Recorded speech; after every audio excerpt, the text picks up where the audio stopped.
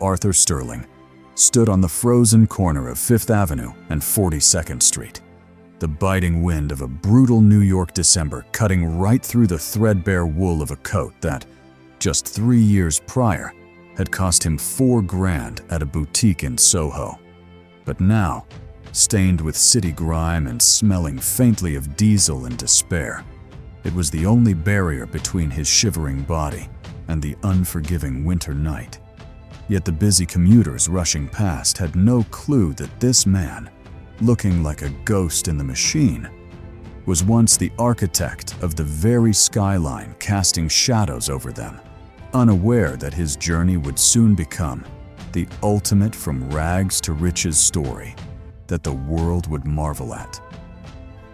Back in 2008, when the financial crisis hit like a Category 5 hurricane, Arthur's real estate empire, his marriage, and his identity were swallowed whole in one violent gulp, with foreclosure notices plastered on his glass towers like tombstones and his so-called inner circle vanishing into thin air, teaching him the hard way that when you're up, everyone's your friend, but when you hit rock bottom, you find out who's real, leaving him to navigate the concrete jungle as a living phantom.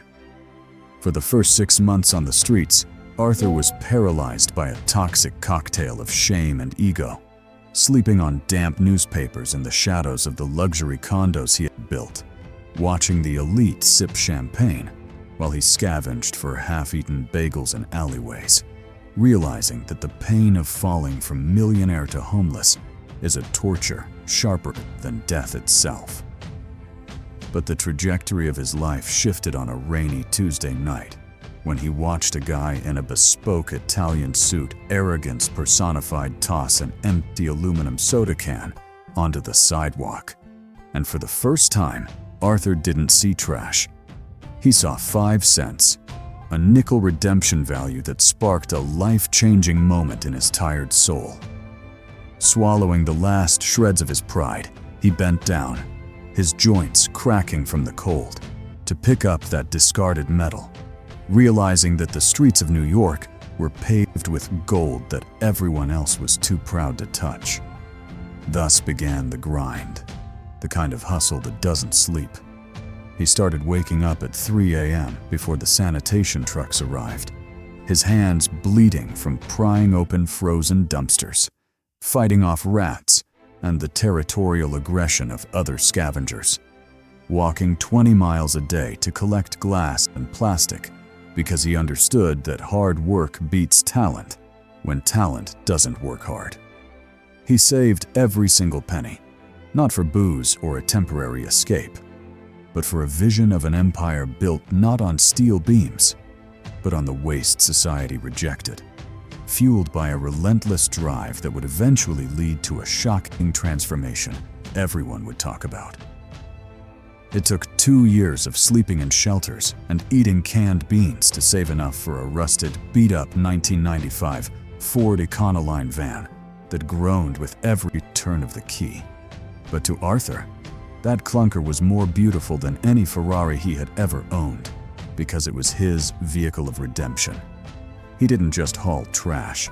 He studied the logistics like a Wall Street analyst, identifying inefficiencies in the city's recycling routes that the big corporations ignored, offering rapid response waste removal to small businesses, working 18-hour days with skin weathered like leather, eventually turning that single van into Green Earth Solutions, a fleet that hired the very homeless veterans and outcasts he used to sleep next to on steam grates, creating a heartwarming success story that restored dignity to the forgotten. 7 years after picking up that first can, Arthur Sterling walked into a high-stakes merger meeting, not in a 3-piece suit, but in a simple blazer and jeans, extending a calloused hand to bankers who looked at him with a mix of confusion and awe, completely unaware that the man standing before them had clawed his way back from the depths of hell, forcing them to learn the lesson to never judge a book by its cover. Arthur never moved back into the penthouse. Instead, he poured his millions into building state-of-the-art shelters that offered job training, ensuring the ladder he built out of the darkness was left down for others to climb. When a journalist finally uncovered his identity and asked that if he missed his old life of private jets and galas, Arthur looked out the window at the bustling city, smiling with eyes that had seen the absolute worst of humanity, and yet found hope in the debris, and said, "I used to build towers to look down on people, but it was only when I was face down in the dirt that I learned how to truly stand tall.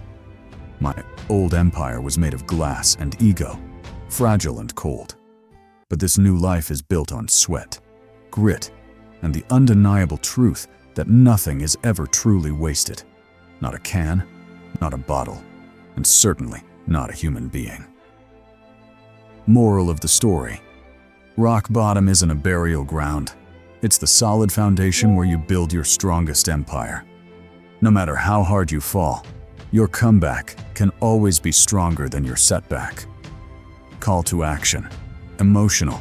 If this story of resilience sparked a little fire in your soul or reminded you that it's never too late to rewrite your own story, I'd be honored to have you join our community. Please hit that subscribe button and stay with us, so we can continue to share the untold stories that remind us all of what it truly means to be human.